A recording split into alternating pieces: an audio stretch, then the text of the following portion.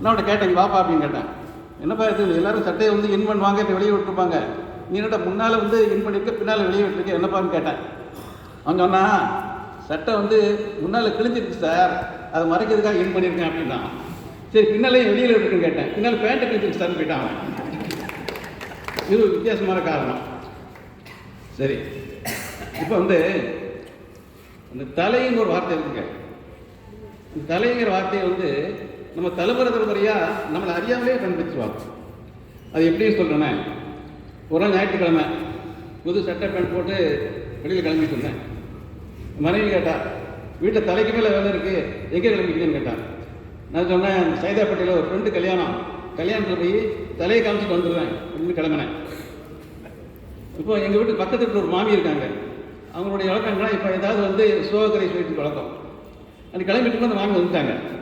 வந்து என்ன சொன்னாங்கன்னா, என் பையன் தருதலையாக சுற்றிட்டு இருக்கான், என் வீட்டுக்காரர் சொன்னால் தலையாளத்து பேசாமல் இருக்காரு, என் பையன் ஒரு பக்கம், வீட்டுக்காரர் ஒரு பக்கம், நான் இருதலை கோழி எறும்பதை தவிச்சிட்டு இருக்கேன், நீங்கள் வந்து ஏதாவது சமரசம் பண்ணுங்களேன் அப்படின்னு சொன்னாங்க. நான் சொன்னேன், உங்கள் பையன் தலைக்கு மேலே வளர்ந்துட்டான், இந்த விஷயம் தலைகால் தெரியாது, மேலே நான் வந்து உங்கள் வீட்டில் தலையிட்டா உங்கள் வீட்டில் ஏன் மேலே தான் உருளும், அதான் நீங்கள் எப்படியாவது கொஞ்சம் பேசி சமரசம் பண்ணுங்க. நான் அவசரமாக கல்யாணத்துக்கு கிளம்பிட்டேன்.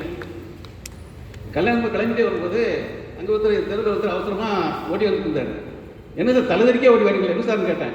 ஒன்றும் இல்லை சார், நான் பக்கத்து தெருவில் ராமசாமி இருக்கார்ல, ஆமாம், ராமசாமி வீட்டுக்கு போயிருந்தேன், அங்கே உள்ள நாய் ஒன்று இருக்குது, நாய் வந்து அவசரமாக வந்து வேஷ்டியை கிழிச்சிடுது அப்படின்னாரு.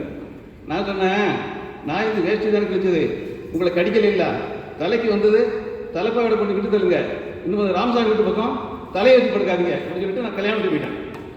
கல்யாணத்தில் வழக்கம் போல் வரவேற்று பிரச்சனை. மாப்பிள்ளை பொண்ணோட அப்பாட்ட சொல்லுவார், நீங்கள் தலைகள் இருந்தாலும் சரி வரவேற்று வைக்க கொடுத்தாதான் பொண்ணு கழுத்து தாலியாக இருந்தார். இங்கே பொண்ணோட அம்மா ரொம்ப கதறாங்க, ஐயா மன்னிச்சுடுங்க, இந்த ஒரு வாரத்துக்குள்ளே வரவேற்று வைக்க கொடுத்துருவேன், அப்படி மிச்சம் மீதி இருந்ததுன்னா தளர்த்தி வாடி கூட செஞ்சு பண்ணிக்கிறேன், தயவுசெய்து கொஞ்சம் கல்யாணத்தை அரேஞ்ச் முடிஞ்சுட்டு அங்கே உள்ள இதில் சமரசம் பண்ணி பொண்ணோட தாலி அடிச்சு மாப்பிள்ளைக்கும் பொண்ணுக்கும் தலைக்கு 100 ரூபா மொய் எடுத்துட்டு இந்த சாப்பிட போனேன். அங்கே தலைவாழையில் சாப்பாடு போட்டுருந்தாங்க. சாப்பாடு ரொம்ப அருமையாக இருந்தது. அங்கே பார்த்து சாப்பாடு வந்தேன், வெளியில் வந்து சாப்பிட்டுட்டு வெளியில் வந்தேன். இந்த அப்படி நின்று இருக்கும்போது எங்கள் பள்ளிக்கூடத்து பாலியல் நம்பர் தான் அவசரமாக வந்து ஸ்கூட்டில் வந்துட்டு இருந்தான். என்னப்பா இந்த பக்கம்னு கேட்டேன். என் தங்கச்சிக்கு தலைப்பிரசவம், ஹாஸ்பிட்டல் அட்மிட் பண்ணியிருக்கேன், அதை பார்த்து போகலான்னு வந்தேன் அப்படின்னா. சரி, அங்கே ஒரு பிச்சைக்காரன் வந்து, ஐயா தர்மம் போடுங்க அப்படின்னா. நான் வந்து இந்த கல்யாணத்தை அப்படின்னு நினச்சிட்டே இருந்தேன். இப்போது தர்மம் தலைகாக்குயா அப்படின்னா. தர்மம் தலைகாக்கும் சொல்லிட்டு 5 ரூபா போட்டுன்னு போது வந்து அந்த பாலியல் மூமெண்ட்டுங்கள்ல அவசரம் எங்கேயாவது காஃபி சாப்பிட்டு போகலாம் அப்படின்னா. இல்லை வீட்டில் அவசரமாக போகணும் அப்படின்னேன். அப்படி எனக்கு தலைவோர் காரியம் அப்படின்னா. நான் வந்து வீட்டில் காலையில் சொல்லிட்டாங்க, வீட்டில் தலைக்கு மேலே வேலை இருக்குன்னே, அதனால் அவசரமாக போகணும் அப்படின்னேன். நீ கேட்டுட்ருப்பீங்க, தலைன்னு சொல்கிறாருன்னு சொல்லிட்டு தலைவர் தலை சுத்தம்னு சொல்லுவீங்க. எது எப்படியோ இன்றைக்கி ஒரு நல்ல நாள், ஏன்னா வந்திருக்காரு, நல்ல நாள்.